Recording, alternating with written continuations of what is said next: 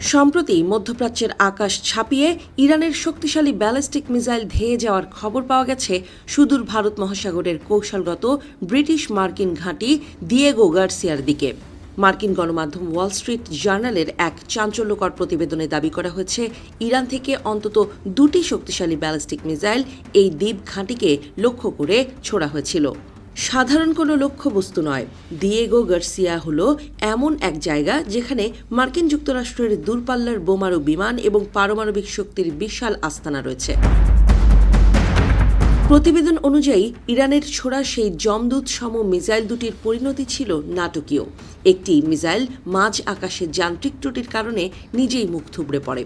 Click backup LED light load shedding এ দেয় 3 ঘন্টার ব্যাকআপ, লাইটের ব্যাকআপ, লাইফের ব্যাকআপ। অন্যদিকে দ্বিতীয় মিসাইলটিকে রুখে দিতে মরিয়া হয়ে ওঠে মার্কিন নৌবাহিনী। আকাশ প্রতিরক্ষা ব্যবস্থা SM-3 ব্যবহার করে সেটি ধ্বংসের চেষ্টা চালানো হয়। তবে সেই ইন্টারসেপশন সফল হয়েছিল কিনা তা নিয়ে এখনও বিস্তারিত কিছুই জানায়নি। আশ্চর্যের বিষয় হল, এই ভয়াবহ ঘটনার পর দীর্ঘ সময় পার হয়ে গেলেও তেহরান কিংবা ওয়াশিংটন কোনো পক্ষ থেকেই আনুষ্ঠানিকভাবে কোনো শব্দ খরচ করা হয়নি। ইরান বা আমেরিকা কেউই যখন দায় স্বীকার বা অস্বীকার করছে না, তখন সমর বিশারদদের কপালে চিন্তার ভাঁজ আরও স্পষ্ট হচ্ছে।